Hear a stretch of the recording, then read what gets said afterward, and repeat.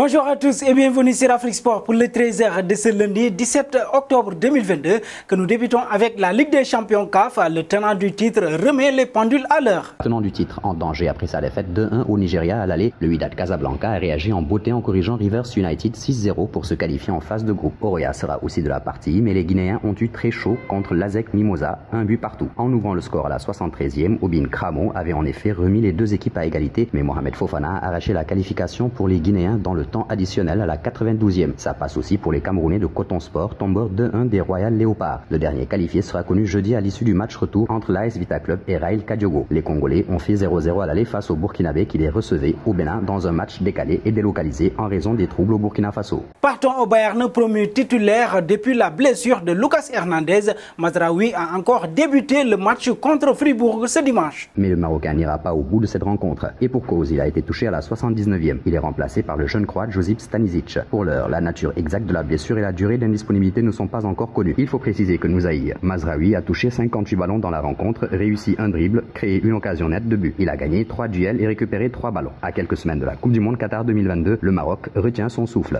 Passons auprès de Mohamed Salah, l'Égyptien est entré un peu plus dans la légende de Liverpool. Face à City, il est auteur de l'unique but de ce match qui a connu la victoire des siens, ce qui porte son total de buts marqués sous les couleurs des Reds à 121 en Première Ligue. À égalité avec Steven Gerrard, avant aujourd'hui, il devance l'ancien capitaine du club d'une unité. Le prochain défi qu'il aura à relever sera sans doute de déloger Robbie Fowler de son fauteuil de leader. L'ancienne gloire du club compte 128 unités avec le club. Une ambition qui est dans les cordes de l'Égyptien puisque ce n'est que 7 buts qui les séparent. Dans le top 10, il y a Sadio Mané qui est logé à la 5e place avec 90 buts. Il est devancé par Michael Owen qui est auteur de 118 unités. Parlons de Diogo Jota, incertain pour le mondial après sa blessure ce dimanche. Malgré la victoire face aux Citizens 1-0 dimanche, le tableau s'est noirci pour Liverpool après la sortie de Diogo Jota. L'attaquant portugais s'est blessé à la cuisse droite dans le temps additionnel de la rencontre. Le joueur de 25 ans doit passer des examens ce lundi pour préciser sa durée d'indisponibilité. Étant donné l'imminence de la Coupe du Monde, Jota ne peut pas être rétabli à temps et manquer la compétition. Un pas auprès de Neymar, Loris Verde est arrivé à Barcelone pour son procès. Ce lundi, le procès qui met en cause Neymar pour des malversations datant de son départ de Santos au Barça en 2013 a débuté. Comme prévu, le Brésilien s'est présenté devant le tribunal de Barcelone. L'ancien président du club, Josep Maria Bartomeu, a également comparu devant la juridiction catalane à l'instar de Sandro Rosell, lui aussi ancien président des Blaugrana. Annoncé en Catalogne en mai 2013 pour un montant officiel de 51,70 millions d'euros, le transfert de l'actuel joueur du PSG a suscité des interrogations dès 2014 au point d'alerter le fisc espagnol qui considère que le transfert a en réalité avoisiné les 107 millions d'euros, bonus compris. Le parquet requiert 2 ans de prison contre le joueur. Si Neymar s'est rendu physiquement au tribunal, il ne témoignera que vendredi ou le vendredi suivant, à savoir le 28 octobre.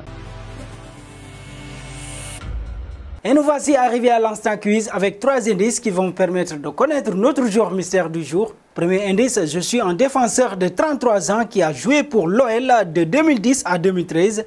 Deuxième indice, j'ai connu 6 clubs dont Southampton.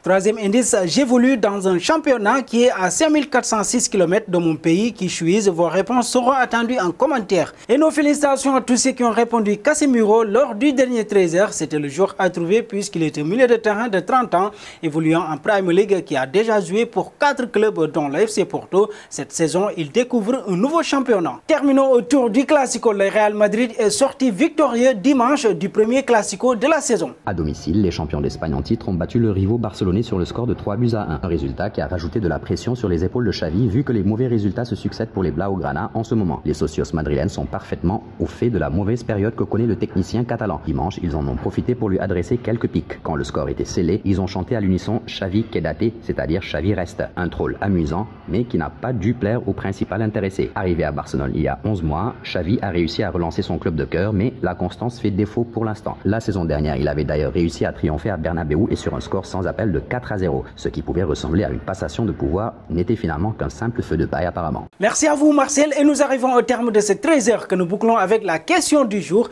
Le Barça doit-il se séparer de Xavi? Vos réponses seront attendues en commentaire, mais en attendant, n'hésitez pas à vous abonner sur Afrique Sport pour ne rien manquer des informations autour du football.